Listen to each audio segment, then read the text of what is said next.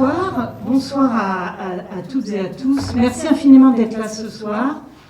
Je vous présente Jean-Baptiste Thoré, le réalisateur du film que vous allez voir dans quelques minutes. Michael Cimino, Un mirage américain, réalisateur, historien du cinéma, critique, voilà. Et je dois dire qu'au nom de toute l'équipe du Vincennes, on est extrêmement heureux de vous recevoir à nouveau ici, puisque vous étiez venu présenter We Blew It. Ça fait 5 ans maintenant ? Peut-être pas. 4 ans ? 4 ans. Voilà. Et donc, peut-être juste un petit mot pour introduire ce film.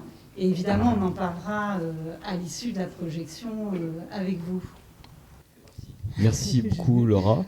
Moi, je suis content de revenir, évidemment. Je suis content de revenir dans des endroits que j'ai bien aimés. Et puis les endroits qu'on aime bien, c'est aussi des endroits dont on pense parfois qu'ils font un bon travail. Enfin, vous voyez. Non, je vais vous dire 2 mots sur ce film. Enfin, pas sur ce film en fait, parce que l'idéal, ça serait presque que vous puissiez le découvrir, même si j'imagine que vous avez des attentes où vous vous dites tiens, ça va être comme ça va parler de ça, etc.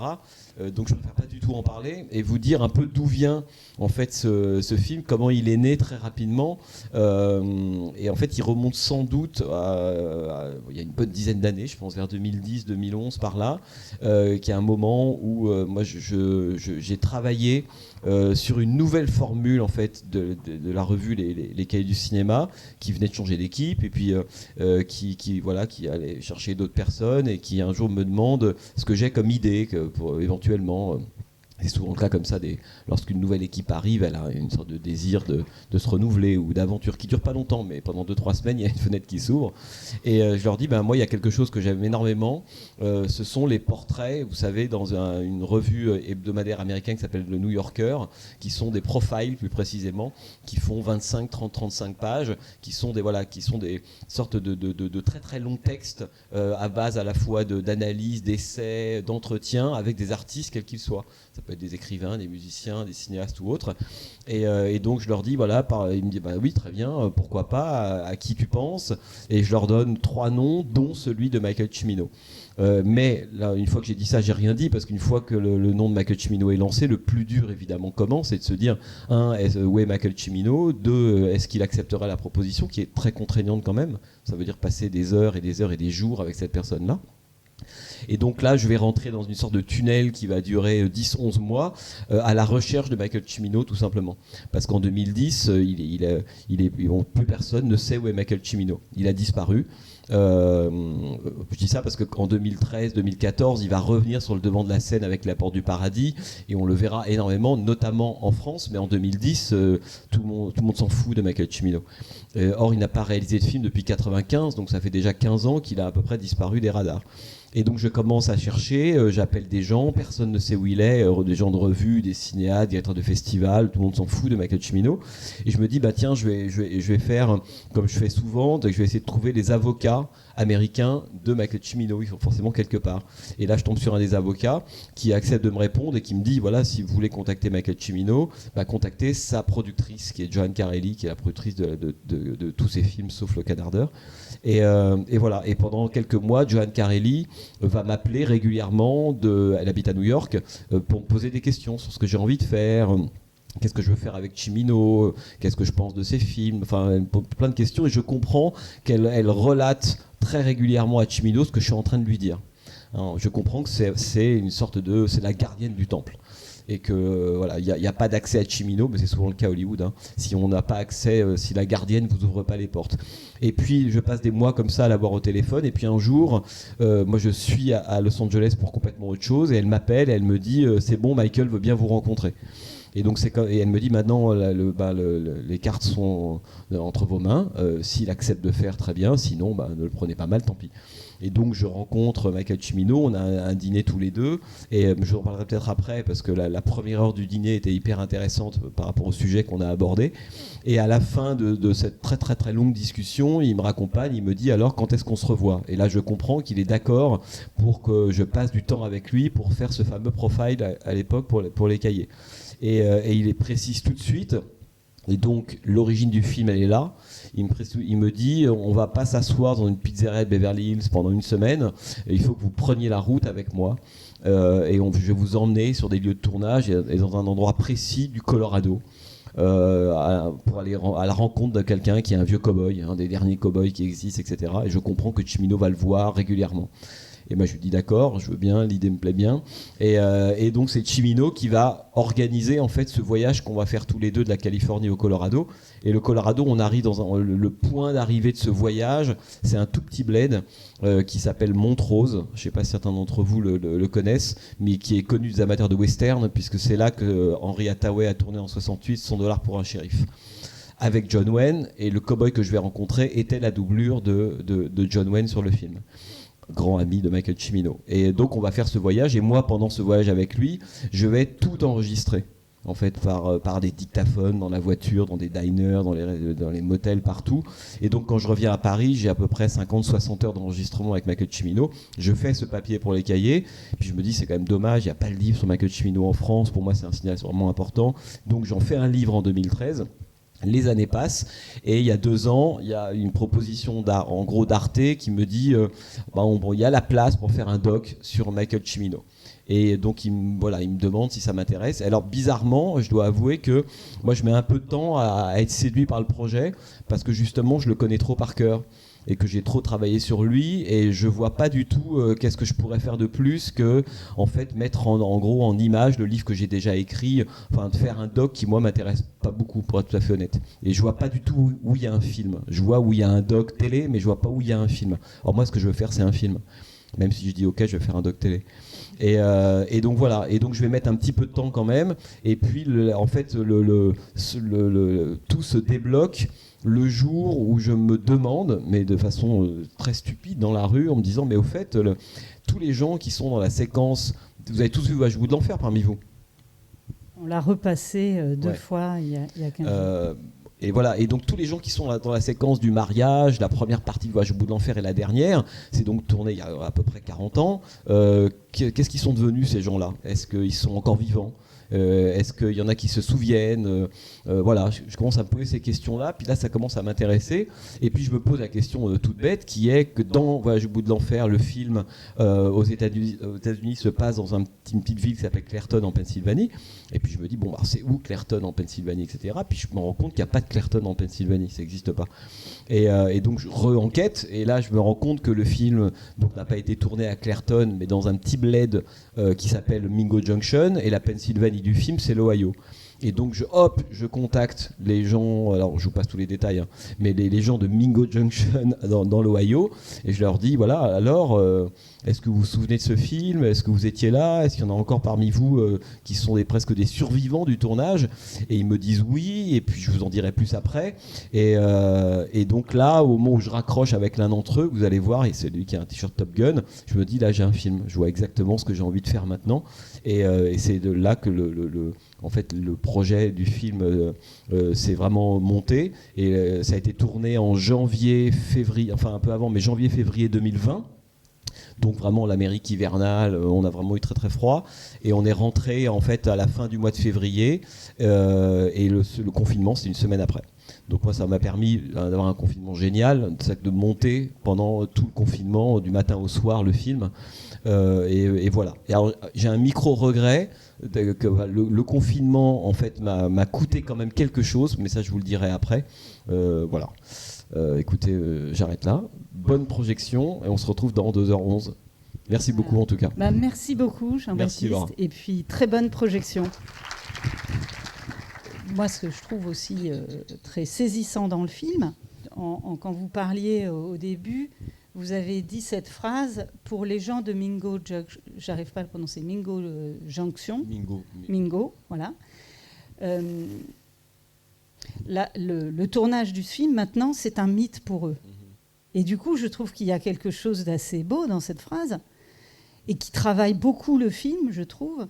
C'est justement comment est-ce que vous revenez sur les lieux, à la fois parce que vous venez de le dire, ce sont les personnages, les personnes plutôt, qui sur place, c'est-à-dire la réalité, le quotidien, le côté presque, comment dire, ce que vous saisissez comme ça d'une Amérique qui vient aussi, qu'on a vu dans votre premier film qui était We Blew It.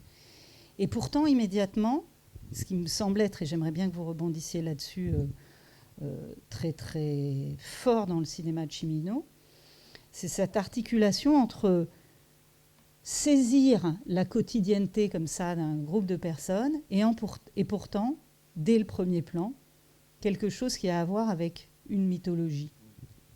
D'ailleurs, le premier plan, on n'en a pas parlé, mais pour ceux qui connaissent bien Voyage au bout de l'enfer, c'est le deuxième plan du film, c'est le premier plan de Voyage au bout de l'enfer. J'aimerais bien que vous nous parliez. Alors, vous allez dire qu'on vient direct dans le... Non, mais c'est qu'en fait, cinéma, vous avez dit beaucoup de choses et j'essaie de m'organiser pour pas que ce soit ni trop long ni trop confus. Non, mais je pense que la question d'abord de la mythologie, elle est importante. C'est-à-dire que vous imaginez bien que moi, quand je débarque là-bas, c'est pour ça que l'espèce de micro-séquence qui clôt le film, lorsque je leur apprends, parce que je ne l'ai pas dit au début. Vous imaginez bien que ça m'a sauté aux yeux dès que je suis arrivé à Mingo Junction, où je vois tous les noms des acteurs, le titre du film. Il manque un truc. Celui de Michael Cimino. Alors, on est aux États-Unis. Il y a une tradition, en tout cas populaire, qui fait que le producteur a une place plus importante et plus l'auteur du film.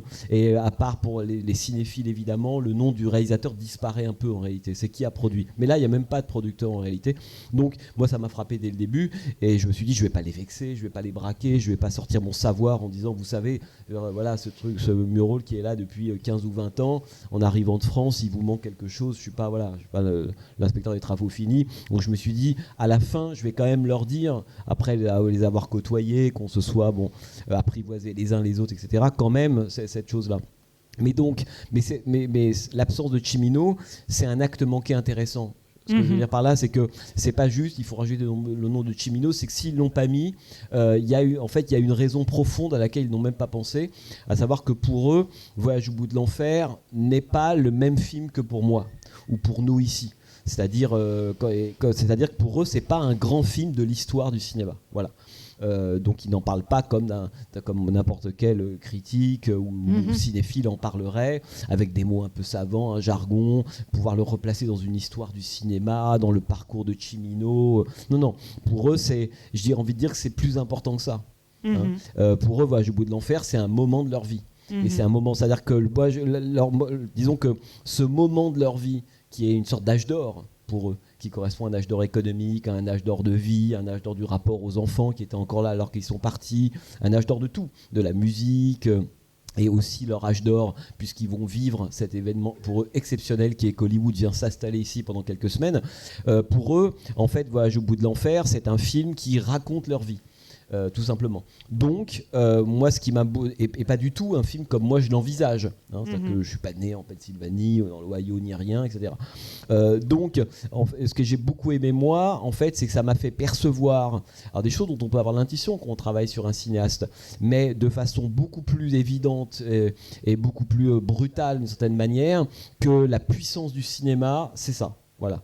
C'est-à-dire que si la puissance du cinéma, c'est faire des colloques ou faire des livres lus par 800 personnes pour des cercles de convertis, il n'y a aucune puissance au cinéma. Par contre, si la puissance, le fait de faire un film, et que ces gens-là, qui sont vous avez bien vu ce que c'est, des gens évidemment ouvriers qui ont passé toute leur vie à travailler, qui sont culturellement relativement peu informés, etc.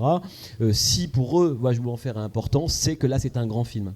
Et c'est pas parce que X ou Y écrit 1000 pages dessus que c'est un grand film. C'est parce que ces gens-là, pour eux, ça compte. Et donc, moi j'ai compris en allant les voir que donc il y a une confusion, mais très productive dans leur tête entre Voyage au bout de l'enfer et leur propre vie. C'est-à-dire qu'ils ne font même pas la différence. D'ailleurs, quand ils me parlaient du film, à aucun moment ils m'ont dit qu'est-ce que ce plan est génial, ou la photo est incroyable, Vilmos Zsigmond. Non, pas du tout. Ils me disaient, mais on le voit dans le film, c'est ce qu'ils racontent. Mais là, je me souviens, tu étais là à tel endroit, et là c'est ton grand-père. Et puis moi, quand je pense à Voyage au bout de l'enfer, je pense à mon pote qui est mort, etc., etc. Donc là, je me suis dit, c'est ça la puissance du cinéma. C'est autre chose que la façon dont, entre petits cinéphiles, on en parle. Là, c'est vraiment la puissance du cinéma. Et donc, je me suis dit, un truc qui était tout bête, je vous raconte une anecdote parce qu'en fait, ça dit la même chose, c'est que j'avais, depuis Paris, en fait, on écrit évidemment le film comme ça, et on se dit, voilà, il y a une structure qu'on va tenter d'accomplir, et puis au moment évidemment du tournage, il y a plein de choses nouvelles qui arrivent, on les accueille ou pas, bon, et puis au moment du montage, on réécrit tout ça. Mais depuis Paris, je m'étais dit, je vais à un moment organiser pour ces gens que je ne connais pas encore physiquement, une projection de Voyage au bout de l'enfer. Ça, je voulais le faire dès le départ. Donc je vais arriver, je vais leur projeter Voyage au bout de l'enfer, et je vais les filmer en train d'arriver, de regarder le film, et puis éventuellement d'en parler. Et quand j'arrive en fait à Mingo Junction, j'ai cette idée de le faire, mais j'ai aucune idée de la façon dont je vais le faire. Je lui dis tiens, qu'est-ce que je vais faire? Alors au début j'arrive, je me dis bon, c'est où les cinémas à Mingo Junction? Il n'y en a évidemment pas. Donc c'est évidemment le territoire américain, qui n'est pas aujourd'hui, comme il n'y a plus de drive-in en plus, qui n'est pas hyper bien desservi. Et donc je prends ma carte, j'en parle aux gens qui sont là, et je leur dis mais alors, le cinéma le plus proche, il est où d'ici? Et il me dit c'est 250 km, c'est Cleveland. Bon. Et donc hypothèse, je prends, on casse la cagnotte, on prend 3 bus Greyhound et on met 50 ou 60 habitants de Mingo Junction et on les déplace à Cleveland. Et puis là, ils arrivent à Cleveland dans un multiplex avec des pop-corn, des pubs. Je les installe pour leur diffuser une version 4K de Deer Hunter. Donc voilà, ça c'est le contresens total. Et je comprends, au moment où j'ai cette idée, combien elle est idiote. Et je me dis, mais non, ça n'a aucun sens de faire ça. Ces gens-là, de les mettre dans un multiplex devant un 4K de Voyage au bout de l'enfer. Je dis, par contre, écoute ce qu'ils te racontent depuis le début, et c'est un peu ce que je disais. Et qu'est-ce qu'ils me racontent depuis le début? Que pour eux, Voyage au bout de l'enfer, c'est un film de famille. Voilà. C'est vraiment ça leur truc, c'est qu'ils m'en parlent comme d'un film de famille, puisqu'on repère les grands-pères, voilà. Et même les gens qu'on ne connaît pas parlent de soi. C'est ce que Clint à la fin, lorsqu'il raconte son expérience du Vietnam, il fait, c'est le film qui produit son coming out. D'un seul coup, il dit un truc extrêmement intime. Et quand vous êtes là, c'est compliqué parce que c'est des questions qu'on se pose. Est-ce qu'on continue à filmer ou pas? Je veux dire, il faut étant toujours quand même à haute. Enfin bref, il y a des questions, je dirais pas morales, mais un peu éthiques qu'on se pose quand même. Et je me suis dit, on continue à tourner parce que d'abord, lui, à ce moment-là, il est en train de raconter cette histoire-là. Moi, je le vois après en lui disant, voilà, si vous ne voulez pas, cette séquence, elle dégage intégralement. Il m'a dit non, pas du tout. Et je vois bien à ce moment-là que la vision de Voyage au bout de l'enfer déclenche un truc intime alors qu'il est revenu du Vietnam il y a 40 ans. La fin de la guerre, c'est 75, ça fait longtemps qu'il n'y est plus. Et donc il va raconter ça. Et même l'autre, j'aime beaucoup ce que dit son copain à côté, mais on a souvent dit que la scène du mariage est trop longue, mais non, c'est important. Et là, on voit en des termes extrêmement simples ce que n'importe qui mettrait 25 pages à expliquer. Il nous dit juste c'est important parce qu'il faut qu'on aime ces gens-là. Et après, Tarantino va arriver et nous dire à peu près la même chose, mais on voit bien que la simplicité, cette espèce de rapport authentique à un film qui a compté pour eux, fait qu'ils sont totalement clairvoyants sur le film. 10 fois plus, on pourrait dire, que des experts. Moi, c'est ça que je trouve absolument fascinant. Et donc, je me suis dit, au moment de la projection, la façon dont mon team il m'en parle me donne les clés de la projection. Puisque pour eux, c'est un film de famille, moi, je vais le projeter comme un home movie. Donc, je suis allé voir le maire, celui qui, dans le film, porte les bières, là. Et qui portait plus de bière qu'il administrait sa ville d'ailleurs, type adorable. Mais bon, je lui ai dit j'aimerais bien la salle derrière dans votre bar, parce qu'il n'y a qu'un seul bar dans la ville, j'aimerais bien l'investir, et puis un soir on fait une projection. Il m'a dit pas de problème, au contraire. Et donc de façon extrêmement artisanale, en fait on a tiré un drap dans l'arrière de cette salle-là, et puis voilà, on a installé quelques chaises, un type d'un groupe de rock à côté, un bassiste, celui qui a les cheveux un peu longs, Bobby, est venu nous ramener sa sono de Steubenville. Donc c'était vraiment très artisanal, et même le cadre n'est pas complètement fait, enfin ça débordait un peu, et donc je leur ai projeté Voyage au bout de l'enfer, mais presque du point de vue de la façon dont eux le regardaient. C'est un home movie, donc je le passe comme j'aurais passé un petit film Super 8, et donc ils l'ont regardé comme ça, et au début on voit la communion qui s'effectue. Et tout ça pour dire que à la fin de ça, là pour revenir à un truc plus du rapport de Cimino par rapport à la question que vous posiez, c'est qu'ils atteignent une vérité extrêmement forte de ce qu'est Voyage au bout de l'enfer là en tant que film, etc. C'est que Voyage au bout de l'enfer, c'est d'un côté une grande forme, voilà, une grande forme opératique, une espèce de fresque. Voilà, on pourrait dire, je sais pas moi, du Viscontienne pour faire court. Et puis à côté de ça, c'est en même temps un home movie. Donc c'est un film qui tient, on pourrait dire, la grande forme du macro, et la toute petite forme du film de famille intime. Et c'est ça le génie de Cimino, c'est que d'arriver, enfin les moments où il a été géniaux, notamment Voyage, La Porte, c'est vraiment le moment où il arrive à tenir ces deux choses-là et un truc dont lui avait le secret en réalité. Et donc je me suis dit, ces gens-là finalement, en regardant Voyage du bout de l'enfer, film monstrueux de l'histoire du cinéma, 5 Oscars, comme un home movie, il m'explique 10 fois mieux ce qu'est Voyage au bout de l'enfer. Évidemment, c'est un film grande forme, il n'y a pas de problème. Mais c'est aussi un home movie. Et d'ailleurs, Cimino l'a conçu comme ça. Moi, c'est quelque chose dont on avait beaucoup parlé lors du voyage, etc. Lorsqu'il raconte tous les gens qui étaient là, qui ne savaient même plus s'ils étaient dans un film ou pas au moment du tournage. Et on peut même penser, d'ailleurs, quand on regarde Voyage au bout de l'enfer, que ça a été d'abord, tournage est un film de famille pour ceux qui l'ont fait, d'abord.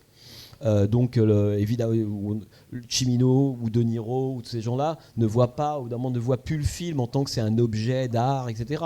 Non, c'est une expérience qu'ils ont vécue. On voit bien que quand John Savage débarque, il me parle, moi je n'avais rien dit sur cette fameuse séquence lorsqu'il descend avec la musique que je lui mets, etc.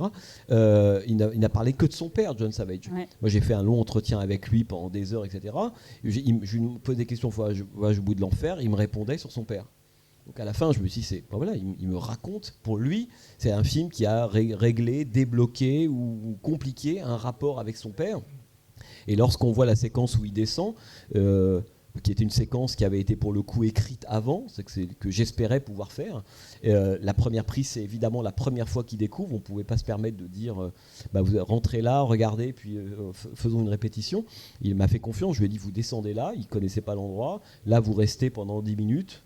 Il va se passer quelque chose, vous pouvez vous déplacer de la première vitre à la quatrième et vous ne regardez pas la caméra. Et vous faites ce que vous voulez. Et donc, j'avais besoin que la première prise soit la bonne.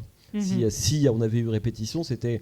Et il fait ce qu'il fait, ce qu'on voit. Et à la fin, la première réaction lorsqu'il parle de Voyage au bout de l'enfer, c'est « Mon père a vu le film, il m'a serré la main, il ne va pas parler pendant 6 mois. » Et c'est aussi un film de famille, Voyage au bout de l'enfer. Je pense à quelqu'un comme Meryl Streep, qui d'ailleurs que j'avais contacté et qui avait refusé exactement pour cette raison-là, que j'avais parfaitement compris, qui était que, vous devez sans doute le savoir, mais au moins pour ceux qui ont vu Voyage, dans le casting, il y a De Niro, Walken, d'autres différents acteurs, et celui qui joue le rôle de Stan, celui qui oublie ses godasses au moment de la chasse, c'est John Cazale.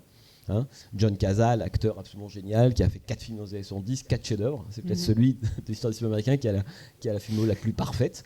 Mais John Cazale, au moment où Michael Cimino le choisit pour jouer le rôle de Stan, en fait, se meurt. À ce moment-là, il a un cancer. Et si vous revoyez aujourd'hui Voyage, regardez, pensez par moments à ça, parce qu'on voit le teint livide de John Cazale et on voit en fait les dernières semaines d'un acteur et d'un homme qui est John Cazale, puisqu'il va mourir à l'issue même pas avant la fin du montage, il ne verra jamais le film. Or, John Cazale, à l'époque, est en couple avec Meryl Streep. Et d'ailleurs, Meryl Streep accepte le tournage de Voyage au bout de l'enfer, pas du tout parce que le rôle l'intéresse, le rôle qu'elle doit jouer, mais parce qu'elle a conscience que son compagnon, évidemment, est en train de vivre ces dernières semaines, et elle décide donc de l'accompagner. Donc elle accepte d'être sur Voyage au bout de l'enfer pour des raisons absolument personnelles et intimes qui sont j'y vais parce que je veux être avec John Cazale le plus longtemps possible. Et donc elle va sur le film pour cette raison-là. Et Cimino, lorsque Meryl Streep accepte, qui est une actrice quand même, c'est pas rien Meryl Streep, il va à ce moment-là un peu réécrire ou étoffer le rôle de Meryl Streep parce qu'elle est là. Mais à l'origine, son rôle est beaucoup moins important que ça. Et donc tout ça pour dire que, alors après vous connaissez peut-être l'histoire, John Cazale, tout le monde tait la maladie de John Cazale au moment du tournage, et puis à un moment donné au cours du tournage, les producteurs apprennent qu'il est atteint d'une maladie incurable. Et la branle-bas de combat, évidemment, et les producteurs vont voir Michael Cimino en lui disant il faut virer John Cazale et retourner toutes les scènes dans lesquelles il a tourné avec un autre acteur. Bon. Et ce qui arrive parfois, là c'était pas pour des raisons de censure comme aujourd'hui, ou de woke ou tous ces trucs là, c'est parce que voilà, si jamais il meurt pour des raisons d'assurance, c'est pas possible. Et Cimino va refuser, mais Cimino a pas un poids énorme, c'est De Niro qui va arriver en disant voilà, si John Cazale s'en va, moi je m'en vais, et si je m'en vais, il n'y a plus de film. Donc les producteurs vont se retrouver contraints en fait et Cazale ne mourra qu'après, il fera toutes ces scènes, etc. Et tout ça pour dire que même pour Meryl Streep, qui est pourtant une actrice, même pour Meryl Streep, la vision de Voyage au bout de l'enfer, pour elle, c'est un film de famille. C'est-à-dire que quand elle regarde Voyage au bout de l'enfer, elle voit John Cazale. Elle ne voit pas un grand film de l'histoire du cinéma, etc. Et le génie, évidemment, de Voyage au bout de l'enfer, c'est d'arriver à tenir à la fois cette grande forme dont vous parliez, ces chants russes, cette espèce de fresque, la façon de mêler la petite et la grande histoire. Enfin, vous vous souvenez de la transition entre la première et la deuxième partie, le petit nocturne de Chopin dans l'espèce de cabane au moment de la chasse, la mélancolie qui tombe, les pales d'hélicoptères en fondu audio enchaîné, c'est prodigieux, évidemment. Mais cette forme-là, c'est aussi la façon dont la grande histoire, qui est celle, pour le coup, du Vietnam, etc., va rentrer presque mentalement dans cette toute petite communauté qui ne connaît rien au Vietnam, qui est à peu près jamais sortie de la Pennsylvanie, etc. Donc c'était ça, quoi. D'ailleurs, il y a le personnage, j'ai oublié le nom des personnes, qui a son t-shirt Top Gun, c'est ça, c'est lui qui dit... vous voyez, moi, ce qui me fascine, c'est comment est le film, votre film, en résonance avec les films de Cimino. Et ce que vous dites, je trouve qu'il y a quelque chose d'assez vertigineux. Typiquement, ce que vous venez de dire, que ce film arrive dans cet endroit, comme la guerre du Vietnam. Ces garçons qui sont là partent alors qu'ils sont dans un monde qui est complètement, cette communauté avec ses rites, avec sa joie de vivre, ses choses enfermées. Puis hop, ils sont plongés dans un monde qui leur est totalement inconnu. Et là, dans votre film, on a ce personnage qui dit « Oui, on s'est tous engagés. Moi, je me suis engagé, la fameuse phrase qu'on a entendue d'ailleurs dans d'autres films aussi, je me suis engagé... I joined the Navy to see the world. What did I see? I saw the sea. Je me suis engagée dans la marine pour voir du monde. Et puis, en fait, c'est mon frère qui était dans l'armée de terre, qui a vu du monde. Donc, ce qui me frappe, c'est justement comment... Et ça, je crois que c'est ce que je trouve passionnant dans votre film. C'est comment est-ce que, par la manière dont vous avez eu cette idée comme ça, ce qui vous a assuré que vous vouliez faire le film, c'est-à-dire partir de ces gens, de ce qui deviennent des personnages, on se déploie comme ça, tout ce qui fait le génie et l'aspect extrêmement bouleversant des films de Cimino. C'est-à-dire que ça repasse toujours par le fait qu'à un moment, la parole simple, comme vous l'avez dit, mais simple au sens fort du terme, oui, bien sûr. Va énoncer quelque chose qui fait résonance avec ce qu'il y a dans le film. Oui. Mais alors, il y a plein de trucs à dire. Moi, je vais essayer c'est que, cette parole simple, c'est intéressant parce que là, c'est une parole simple puis en plus, moi, ça me plaisait aussi de pouvoir mélanger en fait des gens dits pas connus avec des gens dits connus. Voilà. Et de les traiter de la même manière, etc. Bon, ça c'est sur le papier. Mais il a fallu du temps pour convaincre. Et moi, c'est une des choses que j'ai trouvées les plus frappantes en fait en arrivant là-bas. Et pourtant, j'en avais déjà rencontré beaucoup à l'époque de We Blue It, de cette espèce, on appelle ça d'Americana abandonné pour faire court. Mais c'est quand même l'essentiel du territoire américain. Hein. Ces gens-là, c'est l'essentiel des Américains. C'est pas la majorité, c'est pas tous les Américains, c'est l'essentiel des Américains qu'on croise. Et je m'étais dit au début, donc on arrive, vous imaginez bien que donc au bout d'une heure de discussion avec eux, on pose pas sa caméra et c'est hors de question. Donc autrement dit, il faut passer du temps avec eux, il faut juste vivre avec eux. Et puis à un moment, va se poser la question du éventuellement, voilà, on va commencer à vous filmer ou autre. Mais ce qui était passionnant avec tous les habitants de Mingo Junction, et je pense notamment à Cathy, celle qui a l'espèce de veste rouge là, c'est qu'ils étaient assez réticents au départ pour parler et pour être filmés. Non pas au nom d'une espèce de vanité ou d'une fausse modestie, pas du tout. C'est parce qu'ils me disaient, mais nous on n'a rien d'intéressant à dire. Alors moi, quelqu'un qui me dit qu'il n'y a rien d'intéressant à dire, je me dis que c'est là que c'est peut-être les gens les plus intéressants. Hein, enfin, inversement. Bref, et donc je leur disais mais non, ça m'intéresse, mais moi qui arrivais de France, voilà, il y avait une sorte de complexe d'infériorité, là pour le coup, que j'aurais pu trouver en France ou n'importe où, et ces gens-là se sentaient presque comme une sorte de sous-humanité, de gens oubliés, dont la parole ne comptait pas, et qui en fait qui disaient pas des choses intéressantes. Donc il a fallu les convaincre pour ça, et ça c'est quelque chose qui m'a surpris, pour être tout à fait honnête, il a fallu du temps pour qu'ils acceptent que leurs paroles soient enregistrées. Or, rétrospectivement, quand moi je revois le film, je sais que les moments les plus vrais, les plus justes, ce sont les moments où ces gens-là parlent. C'est quand ce qu'ils me racontent de plus juste sur le Cimino, sur l'Amérique, sur les 40 ans d'histoire américaine passée, etc. C'est eux, avec des choses extrêmement simples. Par exemple, vous mentionnez le fait que Jim dit j'ai voulu m'engager pour aller pour voir le monde. Bon, mais c'est vrai, en plus j'avais déjà eu. Mais alors c'est intéressant ça parce que d'abord, on voit bien que à ce moment-là, entre les potes, les trois qui vont partir de Voyage au bout de l'enfer, le film et eux, c'est même pas une question de rapport, ce sont exactement les mêmes. Donc on comprend que le Voyage au bout de l'enfer a raconté leur vie, mais c'est pas que Voyage au bout de l'enfer a inventé des personnages qui coïncident avec des gens vrais que j'ai vus. C'est qu'il y a des gens vrais.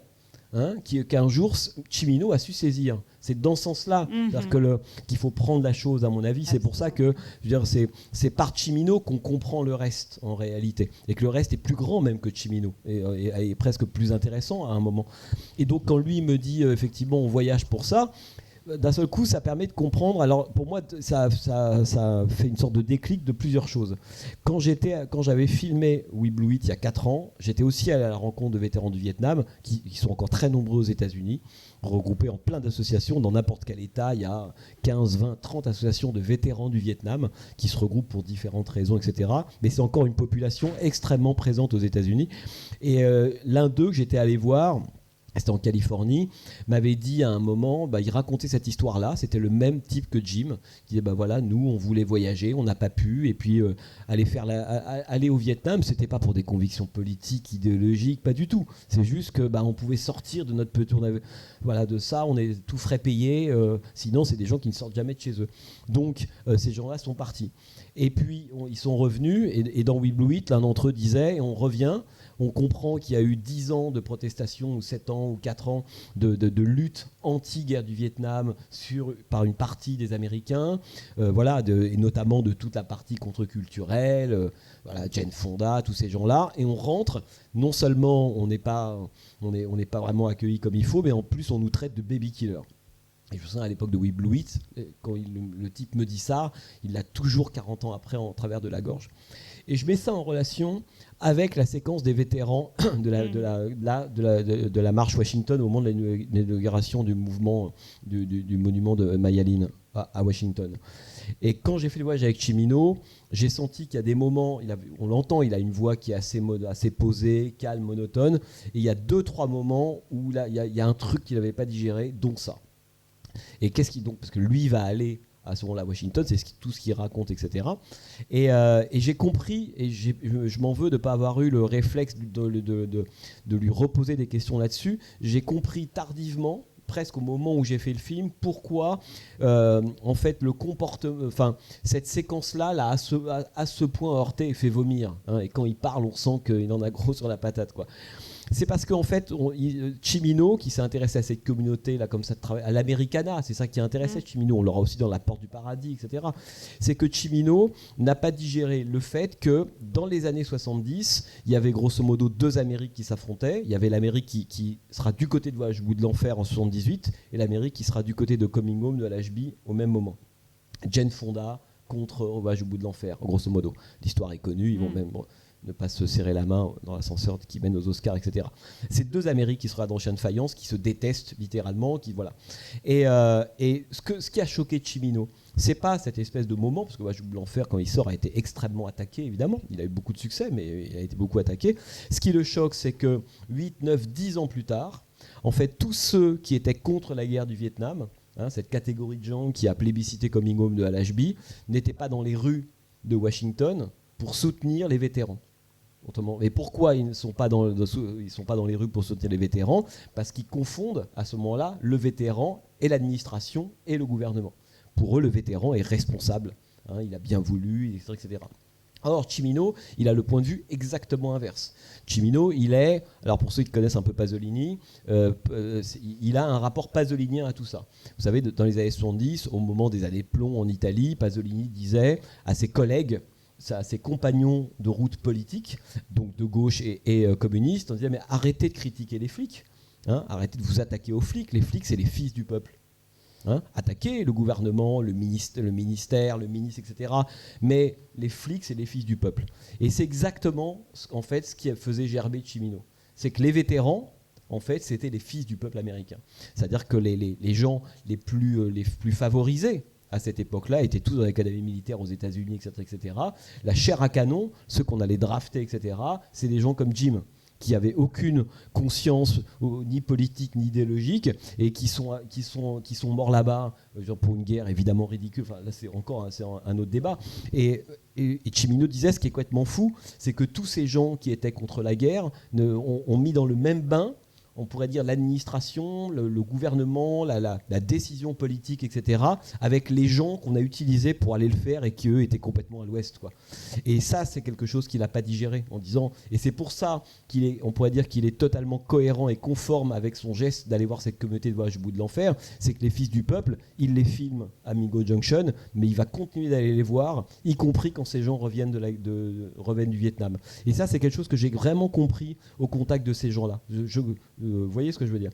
Et je ne comprenais pas l'énervement de Cimino en fait au moment de cette espèce de marche, mais parce que il avait cette espèce de solidarité à l'égard évidemment du peuple. Enfin, c'est vraiment le peuple des moins favorisés. C'est en grande partie c'est les prolos qu'on a envoyés au Vietnam. Et lui était solidaire de ces gens-là. Et complètement, et pas solidaire évidemment de la politique américaine au Vietnam à l'époque, alors que les gens qui étaient issus de la contre-culture, eux, en fait, confondaient l'un et l'autre. Et ça, il en aura beaucoup voulu en réalité. Je pense que à tous ces gens-là, il leur en veut pas en 78-79 au moment où ils conspuent Voyage au bout de l'enfer. Bon, je pense que c'est 10 ans plus tard. Là, par contre, il fallait être là ce jour-là, et vous n'y étiez pas. Et ça, c'est quelque chose qu'il n'avait pas digéré. Bonsoir. Bonsoir. Merci d'être là. Je pense qu'on est tous très contents de vous revoir depuis We Blew It. Alors moi, ma question, c'est plus une histoire que je vous raconte brièvement. Votre livre, Les Voix perdues de l'Amérique, est publié en 2013. En 2015, Michael Cimino est invité au festival de Locarno, où il donne une conférence. Elle a été filmée sur YouTube, on peut la voir. Et à la fin, il accepte de signer des livres et des DVD. Et une personne lui apporte votre livre, en fait. Il refuse. Voilà, et je voulais avoir votre retour là-dessus. C'est qu'au moment où moi je fais le livre, en fait, qui sort du profile que j'avais fait pour les cahiers à l'époque, en fait, c'est compliqué. C'est que Cimino sait que je fais le livre, Johan Carelli sait que je fais le livre, et en fait, ce moment Locarno se passe très peu de temps en fait après la sortie du livre, et je suis moi censé, avec mon éditeur, en l'occurrence Flammarion de l'époque, lui envoyer une version traduite du livre, non pas pour qu'il censure, etc., mais pour qu'il voit. Et là, on se retrouve pris dans la machine éditoriale, si vous voulez, grosso modo, et on n'a pas le temps ni de faire traduire le livre, ni de l'envoyer. Et il est furax, Cimino, à ce moment-là. Il dit, ah non, mais il faut impérativement Julie, etc. Et donc, ce moment de froid vient exactement du moment Locarno, où il refuse de signer le bouquin, quoi, si vous voulez. Non, par exemple, parce qu'en plus, il s'était fait traduire le profile en fait, que j'avais fait pour les cahiers du cinéma. Et là, il l'avait. Et or, le profile qui doit faire 30-35 pages, enfin, ce de long texte, est une sorte de matrice, si vous voulez, du livre. Non, c'est vraiment un truc... Cimino, c'est un freak control. Un peu comme Johan Carelli. Voilà. Donc, et quand on a fait le voyage, c'est un vrai freak control. Mais il y en a plein des gens comme ça, qui choisissent. Quand on a fait le voyage, c'est telle voiture et c'est pas telle autre. S'occupant jamais de la question de l'argent. Et l'argument de lui dire à un moment donné, voilà, pour des raisons éditoriales, on n'a pas le temps en fait de traduire le manuscrit pour que vous le lisiez, ça il l'entend pas, il s'en fout. Il s'en fout complètement. C'est quelque chose qui faut le faire, c'est tout. Et donc nous on ne fait pas. Et donc d'où le moment du froid avec lui, quoi. Mais c'est un peu, vous savez, quand les 8 jours que j'ai passés avec lui, il les a organisés comme il organisait ses films, c'est-à-dire voilà, on fait tel truc à tel moment, il y a un hélicoptère, cet endroit-là, faut le voir. Il y a la seule façon de le voir, c'est de prendre un hélicoptère, etc. Mais la question économique ne l'intéressait jamais. Et il va le payer très cher un jour, mais jamais. Ah bah après on s'est reparlé bien sûr, mais ce moment-là de froid, si vous voulez, était dû à cette espèce de rapport, un truc il attendait que je le fasse moi, et on n'a pas eu le temps. Donc à un moment donné, la vie, vous savez, ça passe. Merci, c'est un très beau film. Ah merci à vous. Moi j'ai souvent revu Voyage au bout de l'enfer, mais juste la partie en fait La première. La première partie. Ouais. Ça m'arrive souvent de le voir pour le plaisir, pour la photo aussi. J'y suis très sensible.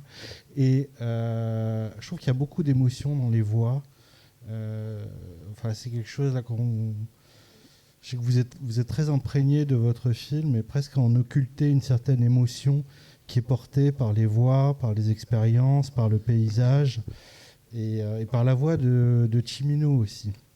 Et alors c'est vrai qu'il y a un lien entre cette histoire de ces habitants, de cette ville, de ce film de famille et puis l'histoire américaine. Mais il y a aussi l'histoire de Cimino. On sent qu'il y a un vécu qui porte des choses et qui s'est énormément confié à vous. Alors je connais pas trop bien, j'ai pas vu tous ces films, je connais pas forcément, même si Voyage au bout de l'enfer est dans mes films préférés depuis très longtemps. Mais ma question, c'est un petit peu de nous raconter un petit peu ce voyage avec Cimino, hein, et pourquoi aussi peut-être il n'y a pas eu de film à ce moment-là. Ça aurait pu être quelque chose. Alors je pense qu'il n'y a aucun regret à avoir maintenant qu'il y a ce film-là qui est sans doute bien meilleur, mais pourquoi il n'y en a pas eu à ce moment-là ? Cimino avait un rapport qui était quand même compliqué à ce moment-là, hein, à son image. Voilà.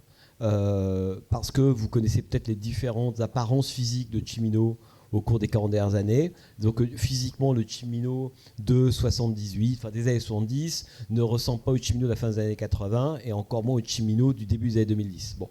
C'est d'ailleurs pour cette raison, entre parenthèses, que je ne voulais qu'une seule image d'archive de lui et qu'elle devienne floue pour qu'il devienne un fantôme, et là sa voix commence à rentrer.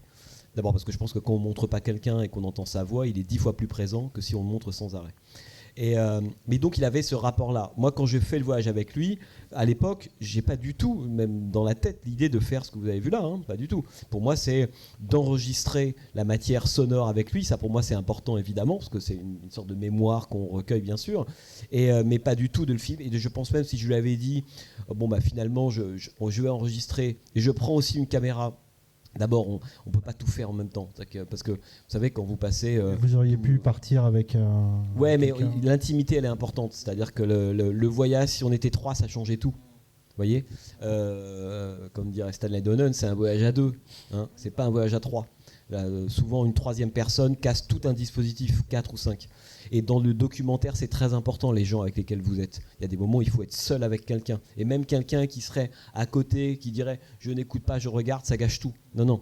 Donc avec Cimino, c'était tous les deux. Et le fait qu'il se soit, comme vous dites, confié beaucoup, ça vient évidemment de ce dispositif-là. Donc il avait accepté que j'enregistre, bien sûr, mais si je lui avais dit j'en profite, je viens avec une caméra, mais même une petite caméra HD, rien du tout, je pense que ça aurait complètement changé la donne. Hein. Et lui, je dirais que sa parole se libère parce qu'il sait qu'il n'y a que la parole, précisément. Et que l'image, ça peut être un poison. Et donc j'étais venu quand même avec un appareil photo. Voilà. Et donc on a fait ce voyage, et à un moment, je lui avais dit, hein, faut toujours dire la vérité aux gens, je lui avais dit, Michael, moi j'ai un appareil photo avec moi, si à un moment vous sentez, moi ça me ferait plaisir de faire des photos pour moi, hein, c'est pas en train de dire j'ai des photos puis j'appelle Paris Match et là on a un scoop, non, c'est des photos pour moi. Et un jour, alors qu'on est arrivé vers un endroit qui s'appelle le lac Silverton, qui est là où a été tournée l'ouverture quasiment de Desperate Hours. Je ne sais pas si vous vous souvenez, ce lac dans le Colorado, avec Kelly Lynch qui sort de la voiture. Hein. Moment très connu, puisqu'il y a une stèle que Cimino a fait poser à cet endroit-là, qui est donc la stèle de Nathan Brittles, le nom que John Wayne porte dans la recherche héroïque de John Ford. Enfin bon, ça c'est du détail pour les Fordiens fous, mais quand même pour Cimino ça compte. Il y a quelques Fordiens fous dans cette salle. Les Fordiens fous. Et bref, et on est arrivé après ce lac-là, on est rentré dans donc le Colorado. À l'époque, on est au mois de mars-avril, donc c'est totalement neigé, c'est désert. Colorado, vous voyez comment c'est, hein, c'est des montagnes, c'est un des plus beaux États américains, et beaucoup de mines abandonnées. Hein, c'est un des endroits où il y a beaucoup de mines abandonnées. Et d'ailleurs, bref, je parlerai d'autre chose après. Et donc arrivé là un jour, on se balade vers une mine abandonnée sous la neige, et il me dit, Jean-Baptiste, si vous voulez, on peut faire des photos. Et c'est là que je sors mon appareil photo, que j'ai fait pas mal de photos avec lui, mais y compris à Telluride, dans le Colorado, des endroits un peu particuliers. Et ce qui a fait la couve d'un livre que j'ai fait en 2013, donc le fameux livre dont vous parliez là, c'est une des photos que j'ai prises de Michael Cimino. Mais même là, c'était compliqué, c'est-à-dire qu'il avait une attention aux détails, comment je porte mon gant, comment je le mets, comment, etc., etc. Donc c'est des photos, j'en ai publié deux en fait dans le livre, une à la toute fin. Mais j'en ai fait plein et je les garderai toujours pour moi, je les montrerai jamais, elles sont pour moi point barre ces photos là. À aucun moment j'ai eu envie de les donner à des revues, de les montrer à des gens, non, ça sont mes photos personnelles. Donc voilà, tout ça pour dire que ça a pu marcher, parce que la question de l'image et du film, d'autant que c'est aussi un moment où Cimino, alors je sais pas si vous le savez, mais où une grande partie de la presse people américaine et aussi un peu française commence à émettre des doutes sur ces changements physiques. Hein, il y a des rumeurs complètement délirantes qui courent à son sujet. Il a changé de sexe, enfin des trucs complètement ridicules ou autres. Bon. Et donc la question de l'image, elle est très tendue avec lui à ce moment-là. Et voilà. Et donc après, moi l'intérêt, c'est qu'avec la bande son, j'ai l'outil pour moi central, c'est que Cimino est un fantôme et je vais le traiter comme un fantôme. Et donc il est partout et nulle part en même temps. Et je pense que si vous aviez par moment vu l'image de Cimino en train de parler dans le film, ça avait pas. Je pense que la voix de Cimino sur certains paysages du Montana, c'est pour moi 10 fois plus fort que Cimino parlant physiquement de quelque chose. Donc j'ai gardé cette espèce de voix, par moments un peu d'outre-tombe d'ailleurs, qu'on a restaurée, parce que vous imaginez bien qu'à l'époque, quand moi j'enregistre avec mes petits dictaphones, la qualité est catastrophique à plein de moments. On enregistrait partout. Alors, parfois on entendait dans un diner, il reste des bribes de ça. Hein. On entend de la musique, enfin. Et donc au moment du mixage, il y a eu un travail de restauration, mais au sens strict du terme, de la voix de Cimino, seconde par seconde, pour qu'on puisse à la fois qu'elle reste dans son jus, mais qu'on puisse quand même l'entendre, qu'elle soit audible, et que le spectateur n'ait pas à faire un effort colossal pour entendre ce qu'il est en train de raconter, quoi, si vous voulez. Donc ça a été à peu près ça le voyage, vous voyez.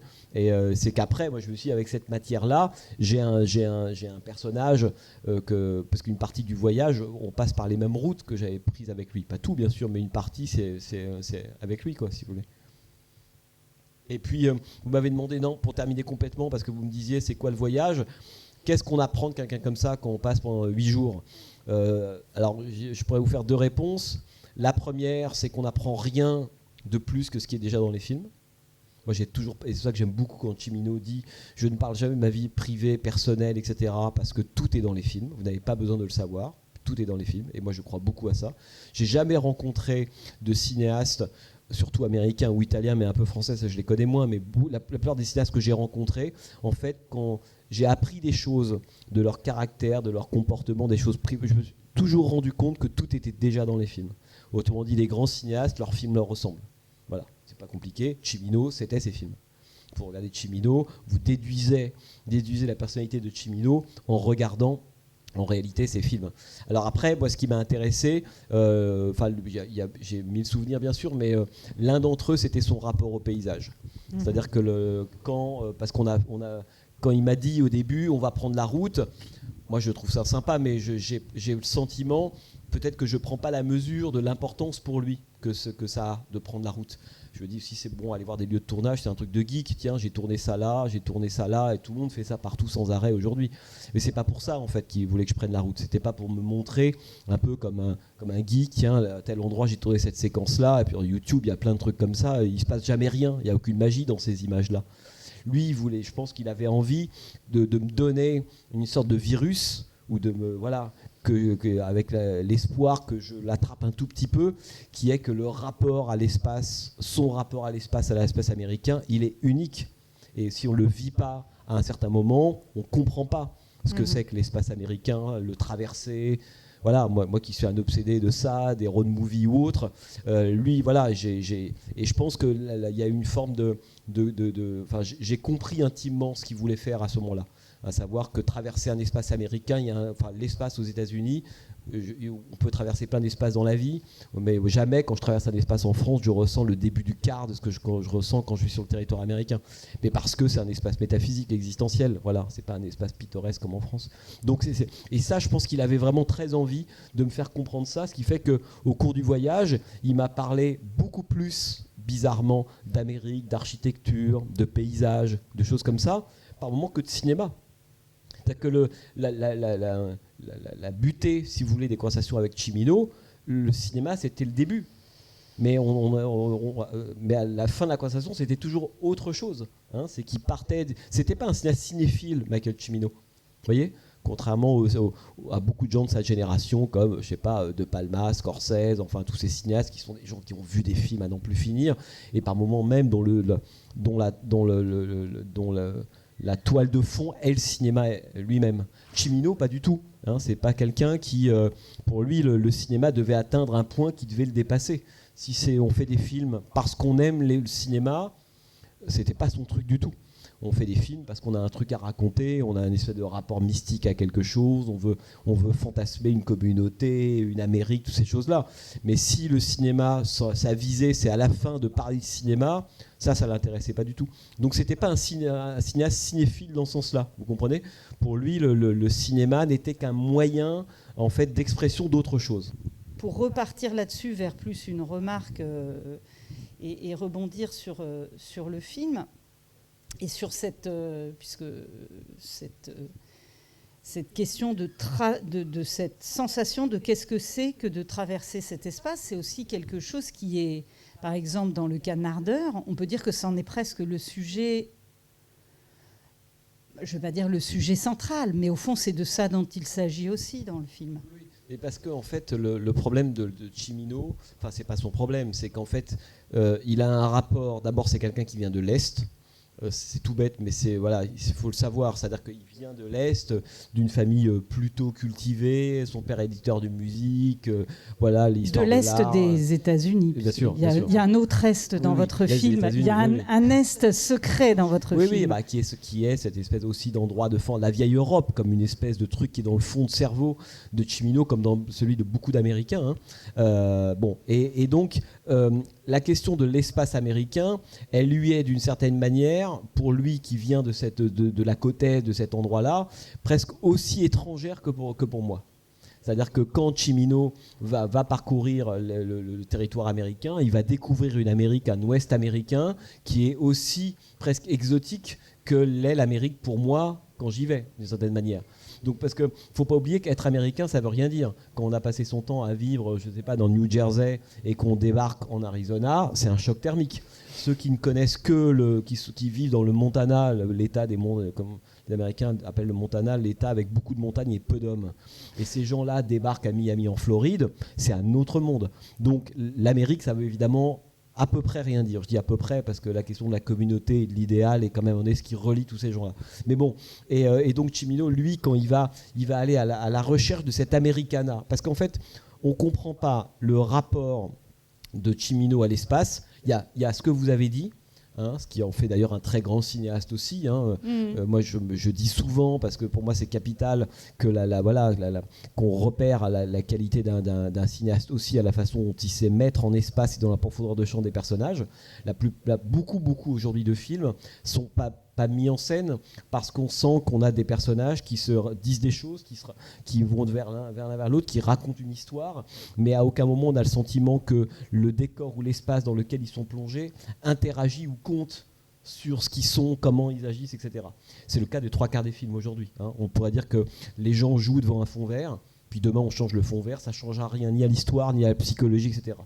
Dans le cas de Michael Cimino, grand héritier là pour le coup de Ford, de David Lean, de Visconti, grand metteur en scène, ça veut dire que le cinéma c'est un art en 3 dimensions. Et que l'arrière-plan, le paysage, c'est pas un décor inerte face auquel on met des gens qui font des choses. L'arrière-plan, le paysage, c'est l'histoire, c'est presque quand je dis c'est l'histoire, c'est presque le passé des personnages, c'est une culture, c'est une musique.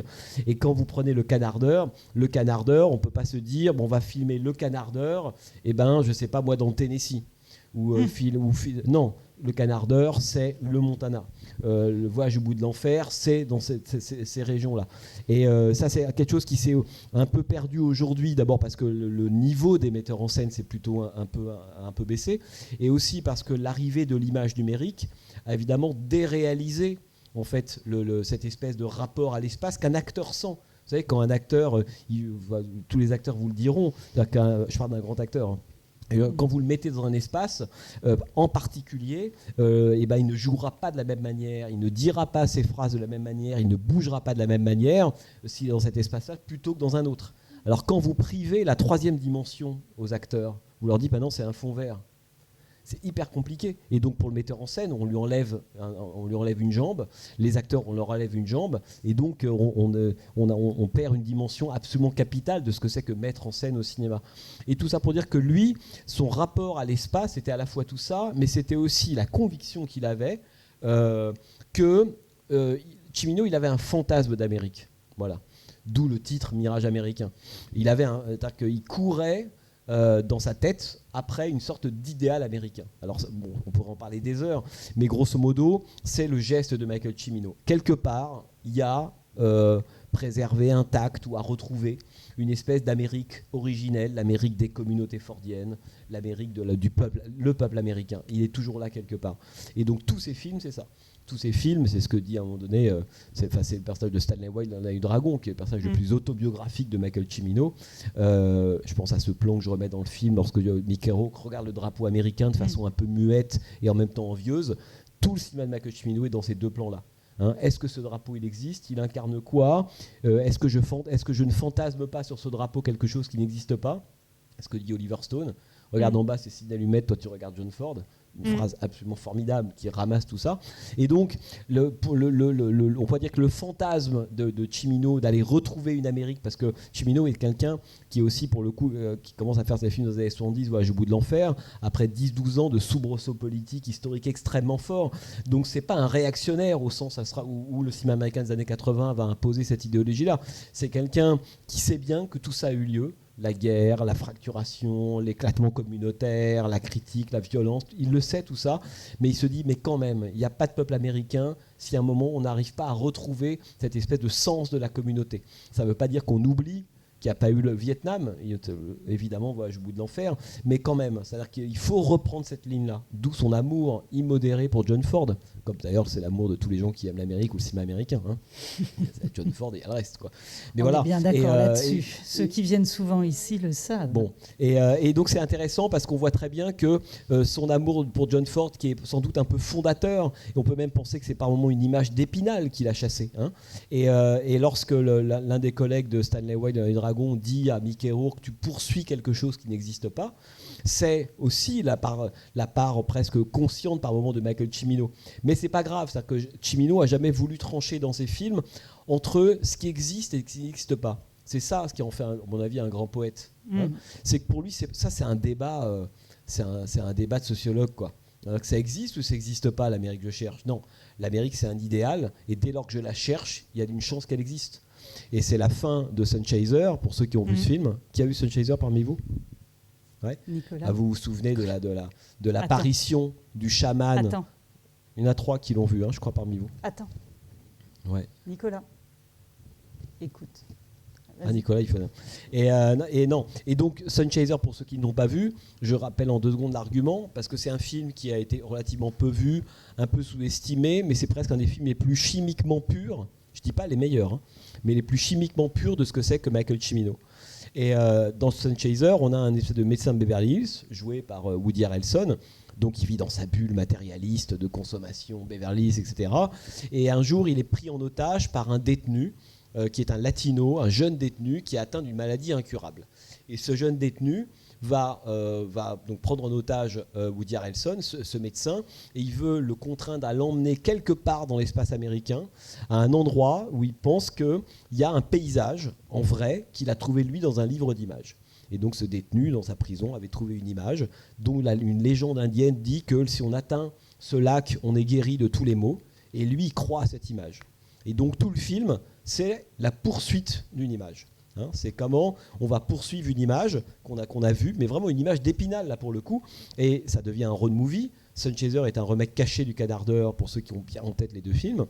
Et donc ils vont, dans le Canardeur, on part à la recherche d'une église qui a disparu, là on part à la recherche d'une image.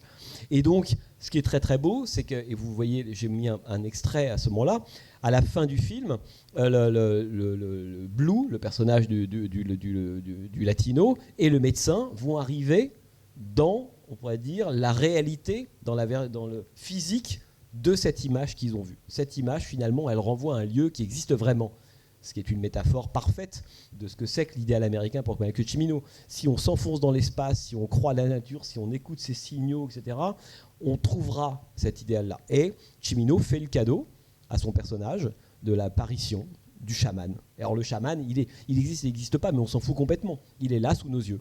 Et donc, comme les deux personnages le voient, il existe, ça suffit. Hein. Et donc ce chaman va emporter ce jeune latino, disparaître. Est-ce que c'est une apparition? Est-ce que c'est un mirage? Peu importe. C'est vraiment, moi, ce que j'appelle toujours un mirage vrai. Ça a l'air d'être un paradoxe, mais c'est absolument ça, les films de Michael Cimino. Et ce qui est très très beau, c'est qu'en réalité, ce qui compte, c'est pas qu'à la fin, ce soit vrai ou pas vrai, etc. C'est que, un, on y a cru. Deux, la croyance, elle est contagieuse. Hein, cette idée que... il y a un moment, quand on croit à quelque chose, et ben, des gens à côté vont y croire aussi, et on peut refaire d'une certaine manière un idéal, et donc un peuple, si on arrive à faire partager cette croyance-là. Et à la fin, en réalité, c'est le fait d'avoir poursuivi cette espèce d'idéal ou d'image qui a fait tout le film et tout le trajet des personnages. Ce qui fait que ne compte pas la destination, mais tout ce qu'on aura mis en branle pour pouvoir l'atteindre. Et c'est ça le cinéma de Michael Cimino, et son rapport à l'espace était vraiment comme ça. Quand il dit à un moment dans le film, quand on va de l'est à l'ouest, on a le sentiment que le ciel s'ouvre. Bon, alors n'importe quel cartésien dirait, mais qu'est-ce que c'est que cette histoire, le ciel s'ouvre? Non, c'est bien. Mais moi qui ai fait la traversée plusieurs fois américaine, c'est vrai. C'est-à-dire que quand vous passez de l'est, vous arrivez en gros au centre, et vous arrivez dans l'ouest, plus vous faites le trajet est-ouest, plus le ciel s'ouvre. Et c'est une réalité. Le ciel du Montana n'a rien de comparable avec le ciel du New Jersey. Et lui était sensible à tous ces signaux-là. Bon, après, je pourrais en parler longuement, mais ce rapport à l'espace, c'est pas un rapport du touriste.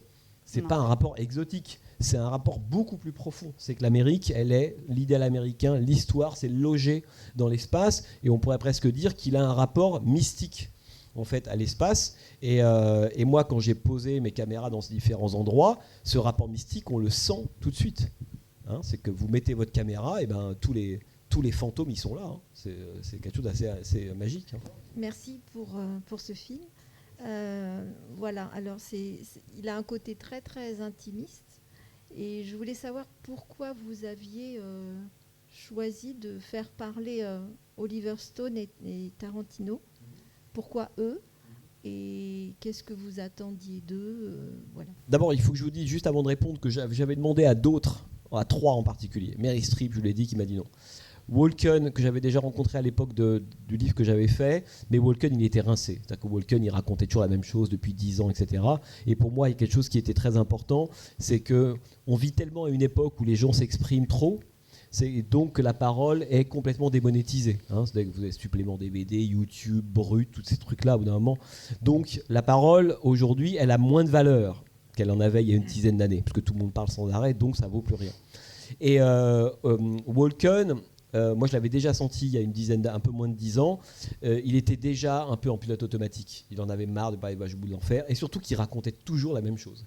Et quand je le contacte, il me dit très gentiment, et je l'entends, il dit ouais, mais à la limite, je veux bien faire un effort, mais je vais raconter toujours la même chose. Et moi, si on me dit ça, ça suffit pour que je dise bon, bah, c'est pas la peine.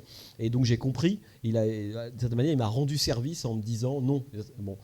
Et le troisième qui m'avait dit oui, et alors c'est le fameux regret dont je vous parlais avant que vous voyez le film, c'était Clint Eastwood qui était d'accord pour rentrer dans le film et qui aimait beaucoup Michael Cimino, et Cimino aimait aussi beaucoup Eastwood. C'était un des rares d'ailleurs, un des rares vivants dont me parlait souvent Cimino. Et Eastwood était d'accord pour être dedans, et plus c'était important pour moi parce que, indépendamment de la figure d'Eastwood, c'est que ça permettait on peut dire de compenser un tout petit peu par moment là, le rapport que Cimino a à sa propre histoire et à ses pairs. C'est-à-dire que Cimino ne parlait quasiment jamais des gens de sa génération. Jamais. Friedkin, De Palma, Scorsese, Coppola, Rafelson, HB, il n'en parlait pas. Pour lui, c'est quelqu'un qui avait sans doute une autre opinion, on pourrait dire, de ce qu'était le cinéma, etc. Donc les seuls, c'est ce que dit Tobac, avec lequel il acceptait d'être comparé, c'était les grands monstres anciens. Voilà, il était de ce calibre-là. Bon, il y en avait deux dont il parlait de sa génération. Enfin, il y avait Eastwood évidemment, et puis il y avait Stone, qui était quand même quelqu'un qui l'avait marqué, avec lequel il s'était plutôt bien entendu, même s'il y a eu des différends. Et donc Eastwood était d'accord, mais le problème c'est que moi, pendant qu'on tournait le film, Eastwood était en post-prod de Crime Ratio, son dernier film, et donc il pouvait pas tourner. Et donc c'est là qu'il m'avait dit, rappelez-moi dans un mois ou deux. Nous on est rentré à Paris, et puis moi j'étais prêt à retourner, passer une semaine à Los Angeles pour le voir, mais arrive le confinement, et puis voilà, donc après c'est plus possible d'y retourner. Alors où on attendait pendant 1 an et demi, 2 ans que tout ce merdier général s'arrête pour aller revoir Eastwood, mais c'était très hypothétique dans quel état il allait être, etc. On se dit tant pis pour Eastwood, et donc je l'ai un peu réintroduit d'autre manière. Après le cas de Stone et Toback, ce que j'aime en fait avec ces deux-là, c'est que comme je voulais pas faire un portrait, disons que le film pour moi n'est pas un portrait de Michael Cimino, pour être tout à fait honnête. On passe par lui, puis on va ailleurs, on revient, etc. Mais le moment où on parle de Michael Cimino en tant qu'homme ou cinéaste, j'avais pas du tout envie d'un portrait hagiographique à l'américaine. Voilà. Le côté, il est formidable, tout est formidable, ça me vide, c'est fou quoi. Moi, ça me fatigue terriblement quand je vois des gens parler de quelqu'un de connu. Bon, on sait que la réalité c'est pas ça. Moi, je l'ai côtoyé. Toutes les gens sont complexes, ont des moments, même les génies ont des traits adorables et des traits absolument détestables. Et donc moi j'avais envie qu'il y ait cette espèce de complexité-là, qu'on la restitue de Michael Cimino, et aussi parce qu'en réalité à la fin tout ça c'est une énigme. Je pense que vous savez quand vous faites un film, si à la fin vous avez la réponse à votre question, ça vous intéresse plus du tout. Donc à la fin, moi, je veux dire, il y a une part de mystère que j'ai pas envie d'élucider. C'est comme les grands films, on les a jamais complètement compris. Un film qu'on a complètement compris vous intéresse plus du tout. Donc il faut toujours garder un effet de centre absent. En fait, c'est toujours ça. On fait que tourner autour d'un centre qu'on n'atteint jamais. Mais c'est le fait de tourner qui est beau. Qu'on fasse un livre ou qu'on écrive un livre, c'est pareil. Et en fait, ça m'intéressait parce que je savais que les deux allaient émettre des bémols, mais en plus d'abord politiquement, l'un, Oliver Stone, est plutôt du côté clan démocrate, etc. James Toback plutôt du côté républicain. C'est deux visions idéologiques qui racontent Cimino. Parce que Cimino est quand même l'homme qui fait à la fois La Porte du Paradis, qui est un film marxiste, et puis qui a envie de faire Le Rebelle de King Vidor, qui est un libertarien. C'est quand même, il faut quand même dans sa tête arriver à faire le lien entre les deux. Mais il était comme ça, Cimino, c'était vraiment un courant alternatif. Donc j'avais envie de saisir ces deux choses-là. Et Stone, d'ailleurs, par rapport à ce que je vous dis sur le côté géographique, a beaucoup hésité avant d'être dans le film. C'est qu'au début il m'a dit oui, puis il m'a dit non, il m'a dit oui, il m'a dit non. Et je sentais qu'il hésitait beaucoup. Et il changeait d'avis à peu près toutes les semaines. Et puis moi j'arrive à Los Angeles, donc je vais le voir et je lui dis bon alors faut être dans le film. Il me dit non mais on a une longue discussion. Puis je l'avais déjà rencontré plusieurs fois, Oliver Stone, avant. Il me dit ouais mais Jean-Baptiste, j'ai pas la même vision que vous de Michael Cimino. Je lui dis super Oliver, c'est exactement pour ça qu'il faut venir. Ouais mais vous savez vous voilà le voyage, vous machin. Bon moi c'est pas. Et donc j'ai essayé peu à peu, j'ai à peu près réussi à le convaincre en lui disant mais moi je suis pas en train de faire justement, j'ai pas envie que c'est pas la Pravda, c'est pas le Politburo, c'est que vous avez le droit d'ouvrir la bouche et mettre une réserve sur Cimino, et je dirais même que ça l'enrichit Cimino en réalité. Et donc quand on voit dans le film, on sent qu'Oliver Stone il marche sur des œufs. Il est dans un truc à la fois, on sent qu'il l'admire, qu'il le respecte, mais qu'il pense aussi que c'est quelqu'un qui a gâché son talent pour différentes raisons, etc. etc. Et moi j'avais envie qu'on l'entende, parce que c'est vrai aussi. C'est-à-dire que ou bien on se tient à la légende de l'artiste maudit, qui à Cimino était un génie, tous les autres autour étaient des cons, le producteur, le public, et finalement c'est à cause, pour des raisons exogènes, que Cimino n'a pas pu s'accomplir totalement. Moi je ne crois pas ça du tout. Je pense qu'il y a une part de ça, et l'autre part elle vient de Cimino lui-même. Et c'est pas moi qui allais dire ça. Vous voyez ? Et le fait que Stone et Toback portent cette parole-là m'intéressait aussi à la fois pour aussi casser un peu la légende de la Porte du Paradis, comme le film qui a fracassé la carrière de Cimino. C'est pas vrai, c'est l'histoire officielle, mais j'avais aussi envie qu'on entende une autre voix, parce que de sortir toujours de cette espèce de version Wikipédia, la Porte du Paradis, c'est ce qui brise la carrière de Michael Cimino, c'est pas vrai. Et j'avais aussi envie qu'on entende le fait que Cimino n'a pas tourné pendant 20 ans, ce qui est beaucoup quand même, de 1995 à 2016, en partie à cause de lui. Voilà. Vous voyez, et la question c'est jamais noir ou blanc. C'est que j'avais envie que quand Toback dit par exemple de la Porte du Paradis, il faudrait que je m'assieds à côté de vous pour vous expliquer. Moi j'en ai beaucoup parlé avec lui, la Porte du Paradis.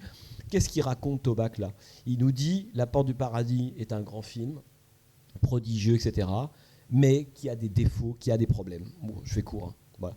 Contrairement à Je bout de l'enfer, qui est un film parfait de bout en bout. Donc ça, moi j'appelle ça des films qui ont la grâce. Parce qu'il y a très peu de films qui ont la grâce. Un film qui a la grâce, il peut durer 8 heures. Voilà. Il y en a quelques-uns. La Porte du Paradis est un film qui a des défauts. Donc il ose dire ça. Et moi, ça m'intéresse parce que ça va un peu contre la version un peu classique, qui est de se dire La Porte du Paradis est un chef-d'œuvre incontestable, mais il est sorti... Alors il y a les mauvaises raisons parfois on peut lire dans la presse. Il est sorti parce que les Américains, le discours du film était trop violent pour eux. En 80, ce qui est complètement ridicule. Le cinéma américain, depuis les années 20, il fait des films de violence inouïs sur l'Amérique. Bon, ça n'a jamais empêché des grands succès. Mais bon, c'est un truc, beaucoup de gens pensent encore ça. Hein. Oh, c'est un film trop marxiste, beaucoup trop violent pour les Américains. Ridicule. En France, peut-être. Mais aux États-Unis, ils sont habitués à s'auto-pilonner toute la journée. Donc, c'est pas ce qui explique ça. Deuxième raison, le film est génial, mais à l'époque, donc le public l'a boudé, donc le public est crétin. Un nouveau public est arrivé, il y a eu un grand remplacement en 81, et puis d'un seul coup, tout le public qui avait plébiscité Voyage ne va plus le voir. C'est vrai et c'est faux, c'est-à-dire qu'il y a un nouveau public qui est en train d'arriver, c'est un moment de l'histoire du cinéma américain, de la politique américaine, qui fait que, évidemment, que Cimino et d'autres au début des années 80, ils ne sont plus les bienvenus. Mais l'échec de La Porte du Paradis, il est colossal. Hein, c'est pas, il a coûté 40, il en rapporte 15-20. C'est un échec spectaculaire, quoi. Et l'autre raison, et tout ça est un peu vrai, mais mis ensemble en réalité. Hein, il n'y a pas une seule explication. L'autre raison, c'est ce que dit Tobac. Il nous dit, peut-être une des raisons de l'échec de La Porte du Paradis, c'est La Porte du Paradis elle-même. Et moi qui adore ce film, j'étais très content de me faire un peu violence et que quelqu'un le dise, par rapport à cette espèce de conte de fées qu'on se raconte aujourd'hui, avec un grand chef-d'œuvre qui aurait été incompris, film maudit, alors que c'est un film parfait. Non, c'est pas un film parfait, et que si la Porte du Paradis n'a pas été le succès évidemment qu'on connaît, c'est aussi parce que problème de structure, parce que problème d'identification. C'est ce que je lui raconte. Moi, je l'avais dit à Cimino. Je lui dis, un film avec Christopher Walken qui s'ouvre avec un personnage antipathique qui commet un tel acte contre un immigrant qui tue comme ça à bout portant. D'un point de vue même du travail du scénario, comment est-ce que vous faites pour qu'on s'intéresse à ce personnage-là pendant 3h30, qu'on ait de l'empathie pour lui. Et Cimino le reconnaissait. Je suis peut-être rentré de façon un peu hardcore, etc. Et puis Christopherson, il est bien, mais c'est pas Steve McQueen qui était prévu. Donc on pourrait comme ça multiplier les exemples, que j'avais juste envie que la vérité n'est pas ailleurs, mais elle est dans cet entre-deux général, et qu'aujourd'hui, sur La Porte du Paradis, on a un peu toujours une même voix qui raconte un peu la même chose, qui est en partie vraie, mais en grande partie faux. Et ça m'intéressait aussi de développer un peu ces choses-là, d'où la présence de Stone et de Tobac, quoi, si vous voulez. Mais c'est comme quand Stone parle du Western Sioux qu'il était à 2 doigts de financer, hein, vous savez, le Western Hong Sioux, etc. Moi, il me l'avait donné Cimino, donc j'ai toujours le scénario chez moi, donc j'avais lu à l'époque, etc. C'est un truc formidable. Mais quand Stone dit Cimino refuse, enfin s'arrange, il a une drôle de formule d'ailleurs, une vraie formule psychanalytique. Lorsqu'il dit, il s'arrangeait toujours pour qu'à la fin ça se fasse pas. Bon, mais c'est vrai. C'est-à-dire on peut toujours dire là c'est la faute de l'autre, mais non. C'est-à-dire qu'il y a un moment, moi je pense que Cimino, enfin moi c'est mon interprétation, et pour l'avoir un peu côtoyé, je pense que j'ai pas complètement tort. Je pense que c'était quelqu'un, mais c'est le cas de nous tous, qui était animé par 2 pulsions contradictoires, mais qui cohabitaient en lui. Une partie de lui avait envie de faire des films et de continuer d'en faire. D'ailleurs, il a écrit plein de projets, etc., etc. Conditions humaines de Malraux étant un des plus connus.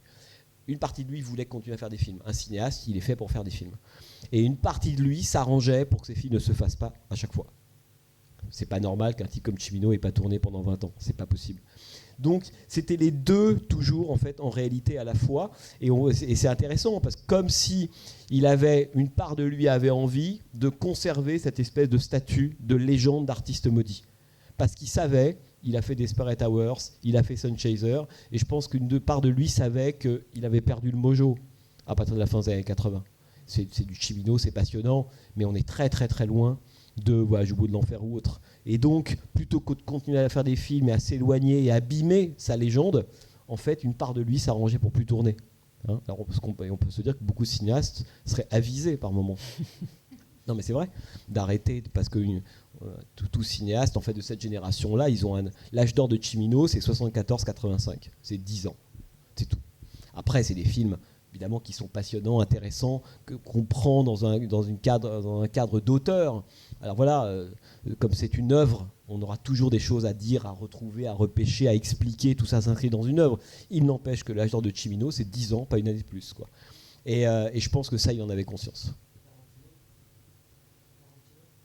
Et Tarantino Tarantino, j'avais envie qu'il y ait qu'il y ait une sorte de fils, on pourrait presque dire, un peu inattendu de cinéma avec Tarantino. En plus, Tarantino, au moment où je vais le voir, c'est le moment de la Oscar season.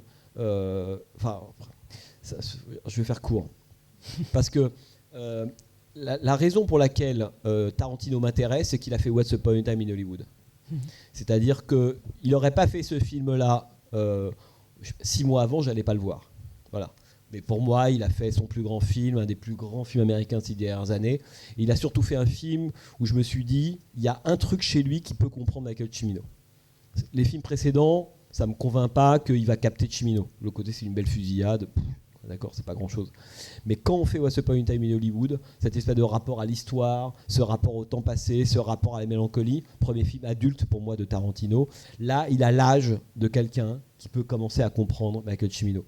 Comme quand un jour on a l'âge pour comprendre Le Guépard de Visconti. Voilà. On peut le voir 25 fois, puis un jour on le comprend. C'est pas du tout la même chose. Et là, je me suis dit, ça va être intéressant. Donc je le contacte. Lui, d'ailleurs, me répond immédiatement qu'il adorerait le faire. Sa réaction est intéressante.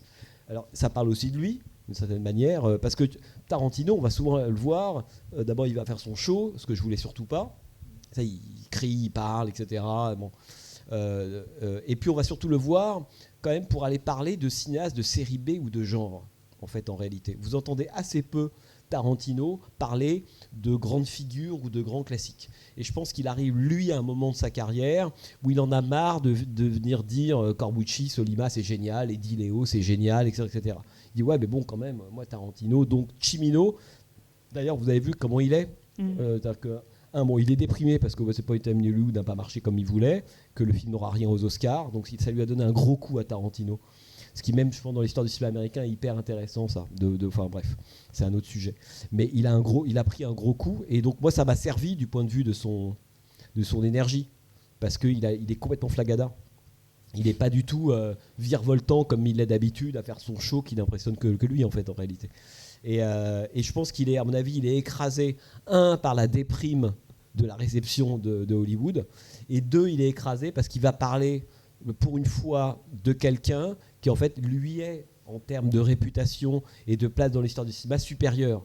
Alors que quand Tarantino parle de Corbucci, moi j'adore Corbucci ou Solima, mais pour la plupart des gens, c'est des petits maîtres, et puis voilà, qui sont sauvés par une espèce de type qui s'appelle Tarantino. Là, aller parler de Michael Cimino, il est dessous. Et donc, voilà, comme dirait Godard, regarder un écran de cinéma, c'est lever les yeux. Et là, il lève les yeux vers Michael Cimino. Et ça m'intéressait aussi beaucoup. C'est pour ça que j'aurais aimé avoir Eastwood, vous voyez, pour avoir, je dirais, l'après et l'avant, d'une certaine manière. Et il fait aussi un peu, Tarantino, un contrepoint, enfin pas antagoniste, mais vraiment un contrepoint justement à ce que vous venez de dire, dont parlent plus spécifiquement Toback et Oliver Stone. C'est-à-dire, lui, il dit, toutes ces histoires d'artistes maudits et tout, ça ne m'intéresse pas, revenons au film. Bien sûr, bien sûr. Donc du coup, il a... Ça ramène aussi, ça permet d'embrasser comme ça, à la fois la complexité du cheminement de Tarantino, de Cimino, de son ambivalence dont vous venez de parler, et puis à un moment donné, puisque en plus votre film a quand même une construction qui fonctionne par moments un peu de manière, je ne sais pas comment dire, en circonvolution comme ça, et donc de revenir à nouveau vers... La question de l'échec de la Porte du Paradis, enfin cette question-là qui est une vraie question d'historien de cinéma sur laquelle on peut se battre, etc., je la trouve pas intéressante en réalité. Elle peut, enfin, je veux dire, on peut parler des heures, écrire 25 livres, c'est de la faute de qui, du pourquoi, mais on parle pas de cinéma là. Le cinéma, c'est pas ça. Et donc, moi, dès le début, par contre, pour le coup, je savais que je voulais que cette question-là devait être balayée. Et elle devait être balayée pour moi de façon extrêmement simple. On atteint le fameux lac Medicine Lake de East Glacier, Montana, là où était tourné La Porte du Paradis. On sera en hiver, on pose cette caméra-là. On a la chance, ce qui a été le cas, qu'une tempête se lève. Hein. Bon, ça c'est les fameux cadeaux de la nature dont parlait Michael Cimino. Quand on sait regarder la nature, elle vous le rend très concrètement. Donc une tempête se lève à ce moment-là. Et donc là j'ai ma séquence. Moi ce qui m'intéressait, c'était d'aller sur le lieu de la Porte du Paradis à un moment hivernal. On se retrouve 40 ans plus tard, qui est à la fois le fantôme est là, mais c'est quasi méconnaissable, et en même temps on reconnaît l'endroit, etc. Et je me suis dit, la tempête va me permettre de balayer au sens strict du terme cette question-là. Et donc à ce moment-là, on utilise les critiques de l'époque, qui sont des critiques hallucinantes. Mais ça m'amusait de réécouter, de reprendre ces gens-là. Ben, c'est pas un jugement de l'époque. Je pense qu'aujourd'hui, on entend des choses que dans 40 ans, on sera plié de rire. Mais donc voilà, j'entends ces gens-là qu'il n'y a rien dans le film, c'est une catastrophe. Enfin, il y a une violence à l'égard de ce qui est dit incroyable, qui nous semble tellement folle, parce qu'on peut émettre des critiques, mais quand même. Il y a autre chose qui se joue. Et je me suis dit, les critiques, je vais les mettre. Je ne montrerai pas leur visage, évidemment, à ces gens-là, parce que ce qui compte, c'est cette rumeur abjecte qui se maint, et puis on va mélanger, et en les mélangeant, les critiques s'annulent, ils disparaissent, et le vent les balaye. Ce qui est le vent, évidemment, de l'histoire, le vent de l'histoire du cinéma, tout ça, on s'en fout complètement aujourd'hui.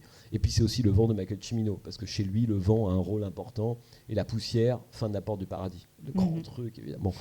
Et je me suis dit, génial, c'est-à-dire qu'en fait, et après, Tarantino me fait ce cadeau, sans même que je lui demande, il me dit, La Porte du Paradis, je m'en fous.